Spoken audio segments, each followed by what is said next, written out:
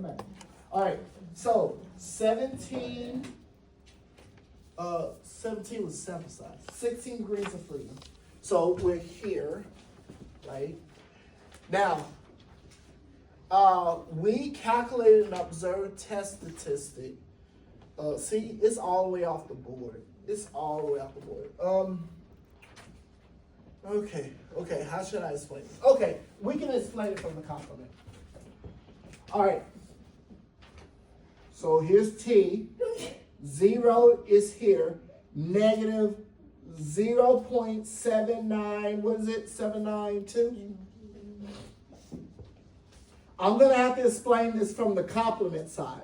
Because right now, we don't have negative values over there, right? On the table, we have positive T values, right? So negative 0.792. Of course, this is the area under the curve that we're trying to find to get the p-value, is this side, right?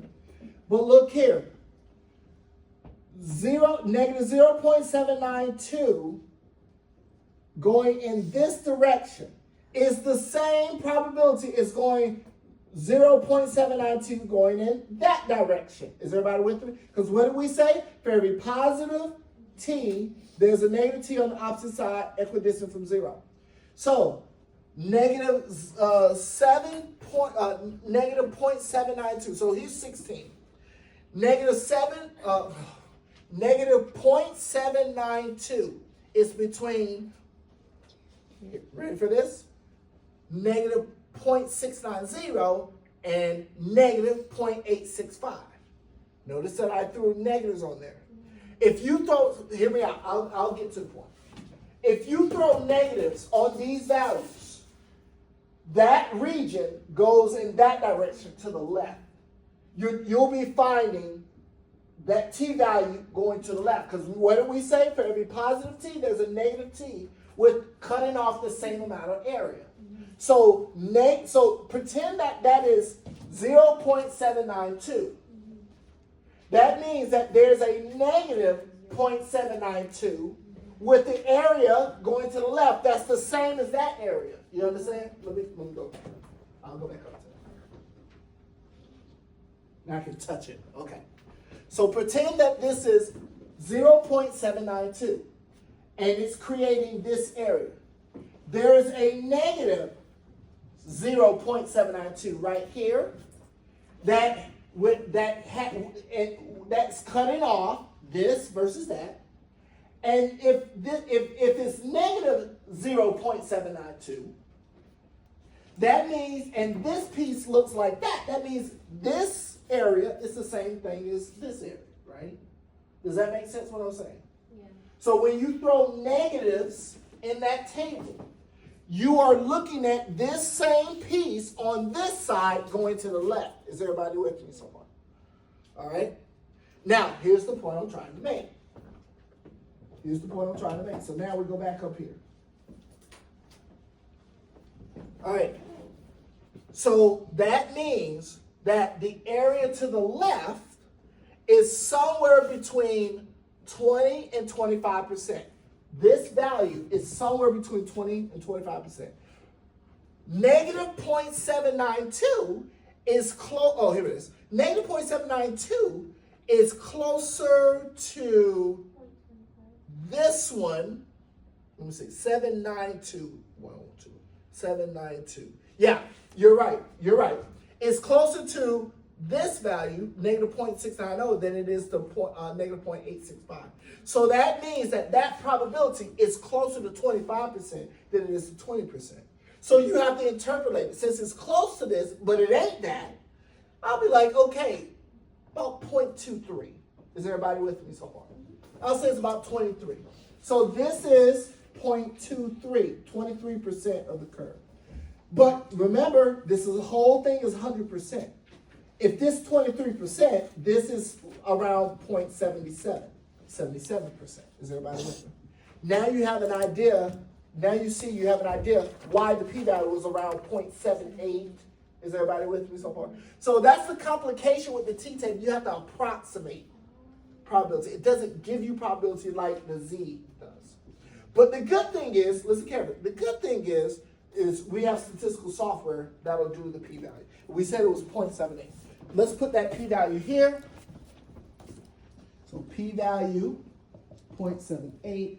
And then remember, we cross out the hypothesis with the highest probability. Which one are we crossing out? Null or alternative?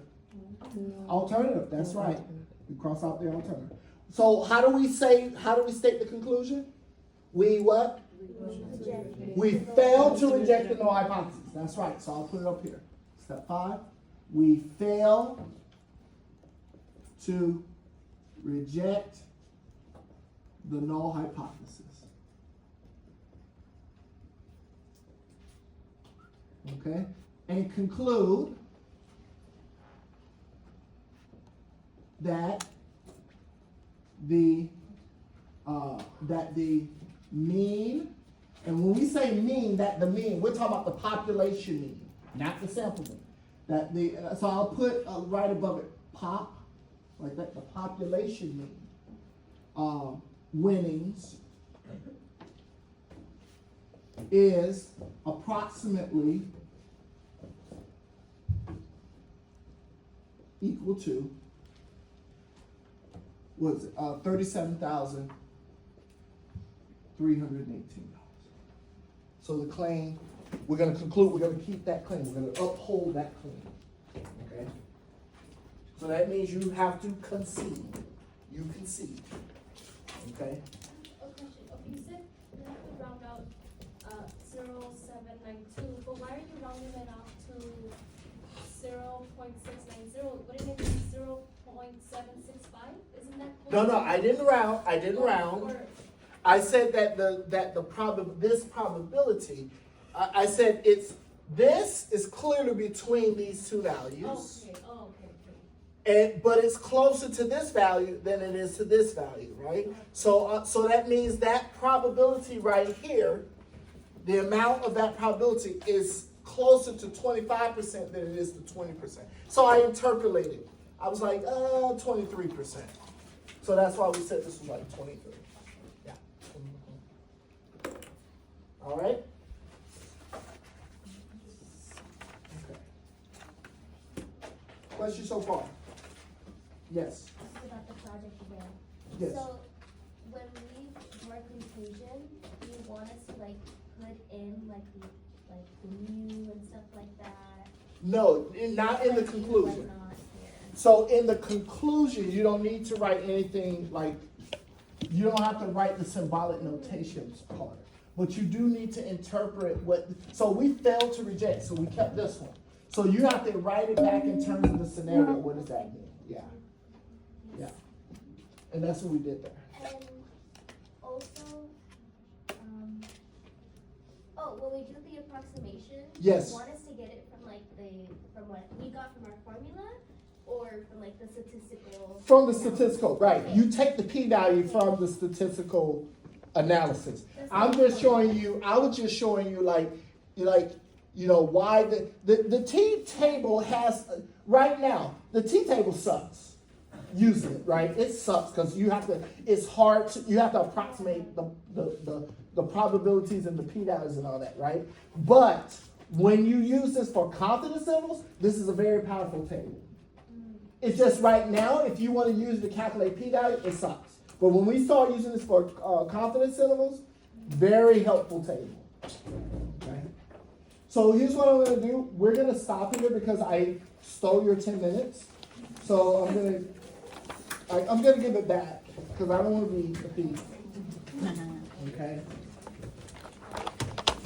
Yeah. Thank you.